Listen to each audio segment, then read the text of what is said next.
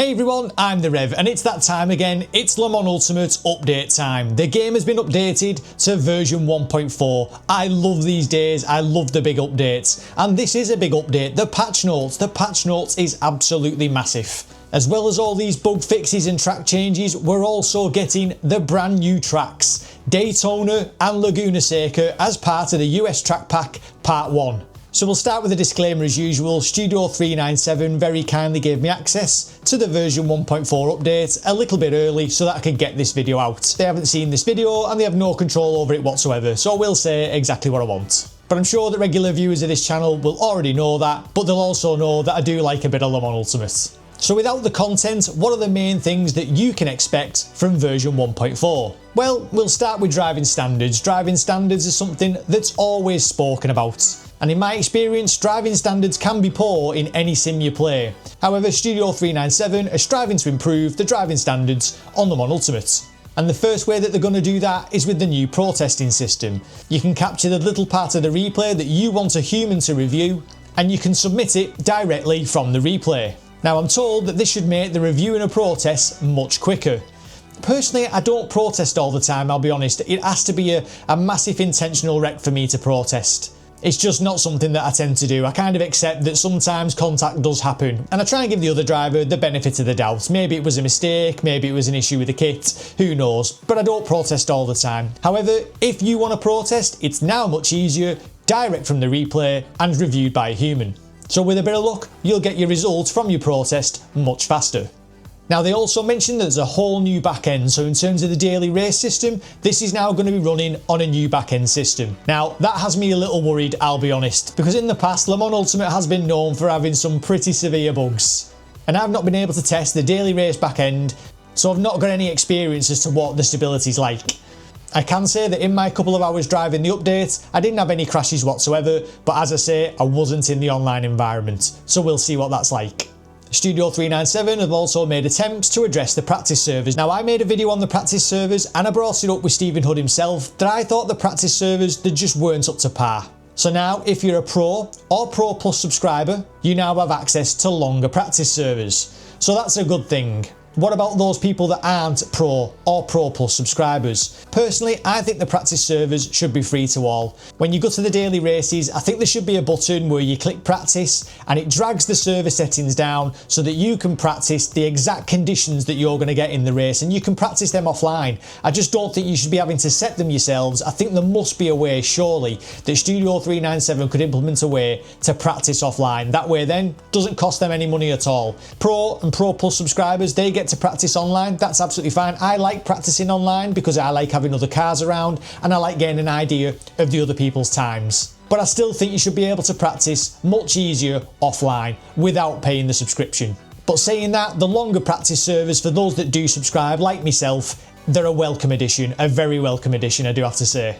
And then we have the Jokers. Now, the Jokers are now free to everyone. There was a huge uproar about this when they were first announced. Personally, I don't think you need the Joker system. However, I can see the benefit. There's one thing I'm good at. It's registering for a race and then wandering off to do something else. Rachel gives me a job to do, something like that, and I'll forget that I've registered. So because I forgot, I'll miss the start and then I'll get a massive penalty to my driver rating and my sportsmanship rating. So I might use a Joker in that instance. But in terms of actually wiping a result from my profile, I can't see me really using that. Now, as much as I love the patch notes, the changes to the practice servers, the protests and the online environment, I'm here for the new content. And this update brings with it two fantastic tracks, Daytona and Laguna Seca. Now, personally, I love both these tracks, so they're both welcome additions. If you buy the US Track Pack Part 1 separately, it's $14.99, which works out at £7.50 a track. Now, £7.50 a track, I don't think you can complain at that if I'm honest. Having driven the tracks, and I'll show you them in a moment, they're absolutely brilliant recreations. You can also buy the full US Track Pack Pass at $34.99, and that gives you a decent discount for all 6 tracks. So in terms of price, yes, the price has gone up from the ELMS Season Pass. However, there's more content in the way of tracks, and personally, I think there's much more variety in these US tracks than there was in the ELMS Season Pass. If you're like me, you're always going to want to own all the content anyway, and at £7.50 a track, it's still much cheaper than the competition. So that's enough messing about. Let's jump into a car and have a go at these two brilliant tracks. Okay, so we're starting the pit lane. There's no garages. Let's head straight out. Couple of laps, GT3 at Laguna Seca. We're out of the pit lane. Or at least we're off the speed limiter anyway, rather. We're not out of the pit lane just yet. Looks very nice. Like the trees up there on the hills. Nicely detailed. Track limits already. It's okay, we'll gloss over that. Motorsport games now. Okay, so it's not branded. Maybe that's how we've managed to have these tracks in the game. Using maybe some different sponsors. It's not going to be like the same sponsors that they have when IMSA comes here and things like that. Now, Laguna Seca is a track I know very, very well. Obviously not well enough not to exceed the track limits. But I've been racing Laguna Seca since... I don't know, was it in Gran Turismo? I think it was. So I've been racing Laguna Seca for a long, long time. So it's not like I have to get used to it like I did at Loadcell, at Qatar, and abusing these track limits though, Reverend, aren't you? But it's very, very nice looking.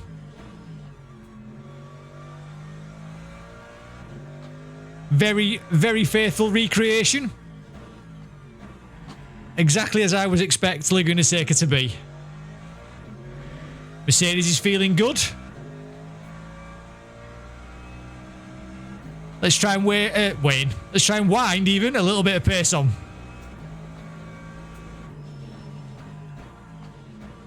Too early on the brakes, but it's okay. We are just winding all the time. Patience on the throttle. Too much curb. It's very nice looking. I do have to say it's very, very nice looking. We'll obviously give you a little bit of a look from the TV cameras. Abuse the curb on the exit, kicking up the dust. Purple sector as I would expect because it's the AI. That feels nice as well. Nice and early on the brake there as we throw it in. To the left-hander and then up to the famous corkscrew. Subscribe now to Race Control Pro even on the banner. So it's definitely got... They've definitely done something license related with the sponsors because a lot of it is motorsport games, Race Control Pro. I mean, I don't know who's usually there, I'll be honest. Doesn't really matter to me. But I think that's how we've ended up with these tracks in the game. What are we looking at lap time wise? This Mercedes is feeling nice though. Okay, so the AI is faster in the middle sector. So we can't be having that. 129.3.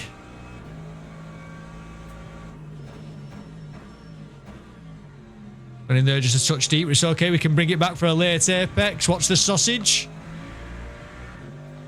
Nobody wants to hit the sausage. GT3 is feeling very, very nice here, I have to be honest. Patience on the throttle. Nose didn't want to come in. But look, I feel right at home.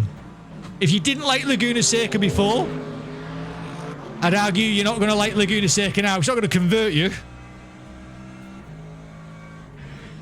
But I feel right at home straight away because I say it's a track I know. Oh, a little snap there from the left-hander. Very nice indeed. Try not to abuse the track limit there. Short shift to second for traction. Bit of brake even before the left-hander.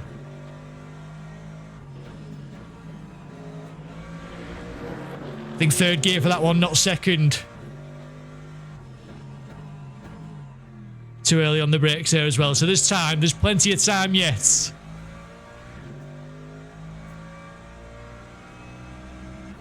But I think you can agree. Oh, only a personal best there for the end. It looks very nice. Looks great. It's a lovely recreation. As I would expect, as I say, really, from 397. When was the last time you got a track from 397 and thought that's a load of rubbish? It's not down to the actual track. I mean, I don't like Paul Ricard. I'm not a big, massive Loadcell fan. But this is very nice. This is much more up my street.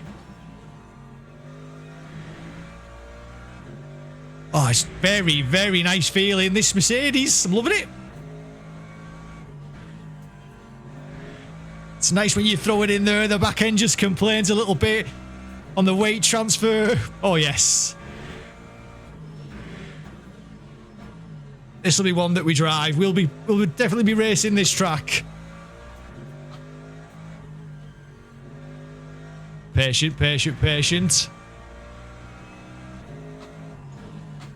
Third gear we said, didn't we, for that one? That's it, hook it on the curb. That's better. Still too early on the brakes there, though, for the final turn. 1.2 seconds up, though. I want that last personal best, not personal best, the purple sector. And we got it, 125.3. 125.0. So there's definitely a 24 in there, and then obviously I think the fast lads are going to be in the 22s.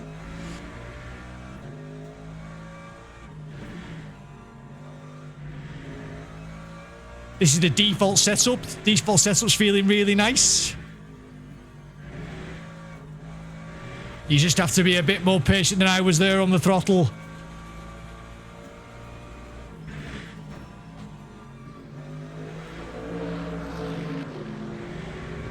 I think what you can say is, my plan was to do a couple of quick laps and then turn it off. I think the fact that I'm still lapping speaks volumes.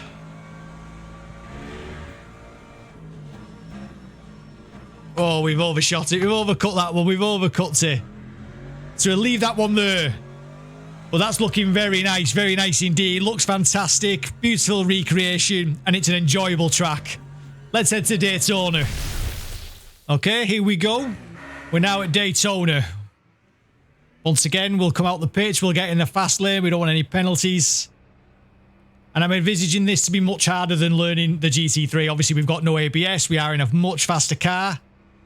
Track-wise, I mean, like, I've been driving it again since maybe it was in a Gran Turismo, or was it one of the Forzas maybe? It's definitely an old console game, so I've been playing this track, or racing on this track rather, for a long time. So again, I do know the track. It's just going to be getting used to the car, the braking points. Turn one's a nightmare because you're braking and turning. But let's see what it's like in this recreation on the Mans Ultimate. There's the famous Ferris wheel. I mean, graphically, we're looking very good again. I think we can agree.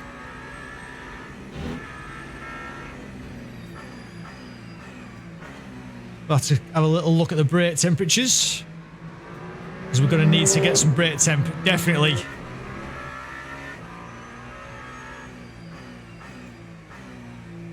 Be careful about locking up as we head on to the famous banking at Daytona. It's looking good. It's feeling good. As to whether this track pack's worth it, it's entirely up to you. To whether you like the tracks or you don't. I'm not a fan of, like, Qatar, but I bought it anyway. I'm always going to want to own every track. Through the famous bus stop chicane. There's going to be some track limit warnings there. Let's turn that battery down.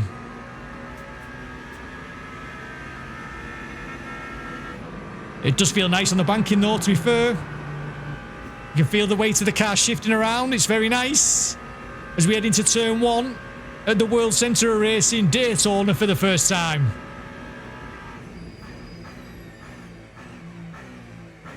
Lots up, lots up, lots up. Not too badly. Feels nice on the curbs. Definitely can pull that brake pressure up a little bit, I think, but I've gone quite conservative because I didn't want to be locking up all the time.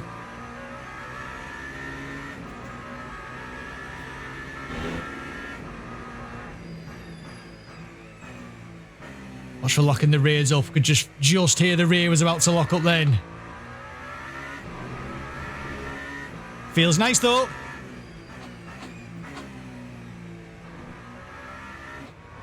It feels very nice. Oh yeah, it looks the part, just like Laguna Seca. And as you can see, in terms of getting used to it, if you know the track, you're going to jump right in. It's going to be familiar. You're going to have some kind of idea of where you should be braking. Knock that battery down again a little tiny bit.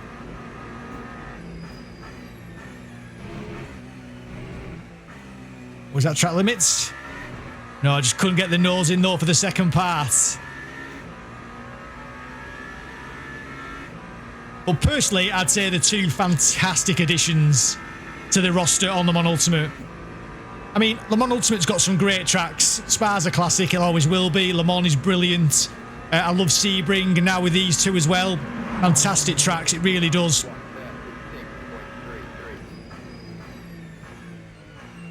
But there is some tracks in there. Oh, we didn't block up that time. Oh, but I've been too late on the throttle. But there's some tracks in there that I just can't stand. Maybe saying I can't stand is actually be doing them a bit of a disservice, but there's certainly tracks in there that I'd rather not race. I'm not overly fussed on Portimao. I don't like Qatar. Paul Ricard's a nightmare. So for me, these are two really welcome additions, and I'm really looking forward to seeing what else is up the sleeve.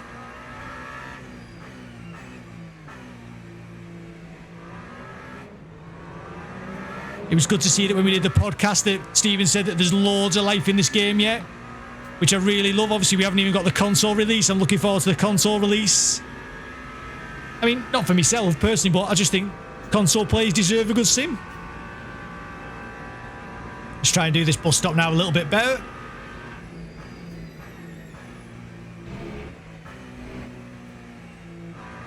That's going to be track limits. Yeah, every day of the week. Come on. If at any point you've found this video entertaining, please do hit that like and subscribe button, as it would help me out massively, and a huge thank you to everyone that already has. But it's a fabulous track. Hopefully you can see from this camera, from the replay cameras. I hope it does it justice, and I hope I do it justice as well.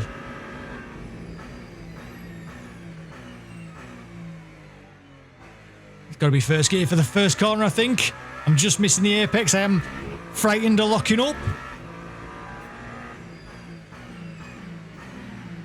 We'll do one more after this. We'll try and really attack that first corner. 136 is not going to be good enough. I look forward to seeing what the super fast lads can do.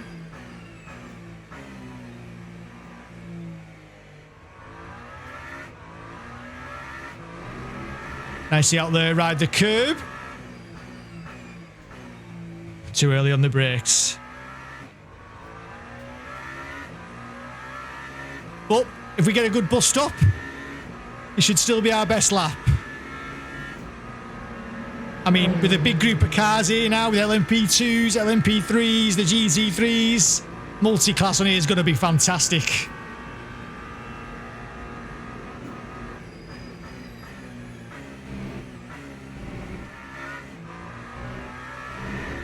Oh, that's track limits again. See, I told you it was going to be a track limit nightmare for me. We'll try and get it this one last time. If we can get turn one right. If we don't get turn one right, we'll call it a day. But I think it's going to be one of those tracks that's really difficult to master for myself. But we'll get there. We'll get there.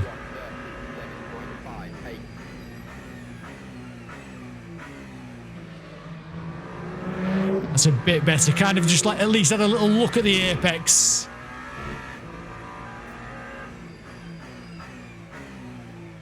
Be patient on the throttle now, out of here.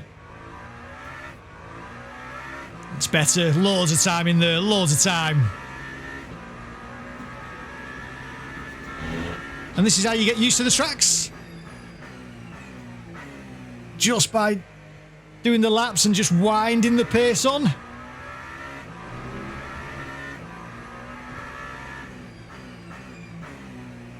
It's too early. Back complaining, just a little bit too much steering angle on as we hit the throttle in the Toyota. Come on, you beautiful little machine. Can we get the bus stop without a track limit warning? Change gear, you muppets.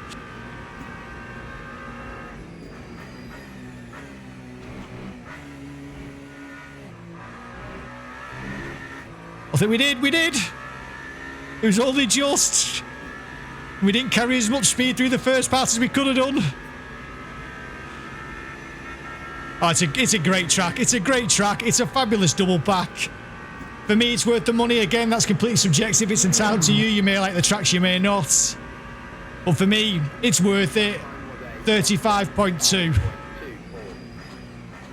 Big lock up to finish as I started to push my luck. So there you go, another fabulous circuit. Really enjoy it. For me, 2 fabulous additions to Le Mans Ultimate. So there you go. We've had a look at Daytona and we've had a look at Laguna Seca. It's fair to say I thoroughly enjoyed my time with both tracks. I'm looking forward to the daily races and I'm looking forward to racing these tracks week in, week out. As I already stated, some of the tracks that have been added to Le Mans Ultimate, they've not been my personal favourites. However, these two, love these two to pieces. If you already don't like Daytona and Laguna Seca, they're not going to change your mind. But if you do, then they're well worth picking up. So there you go. That's a look at version 1.4. Once again, Le Mans Ultimate has improved in many areas. There's still a way to go, Stephen Hood admits that himself, but compare the game now, today, to how it was 12 months ago, and I'd say the improvements are there for all to see. I love the tracks and I love the feel, and I can't wait to get some races in on version 1.4. As always, I've been the Reverend. Thank you very much for watching.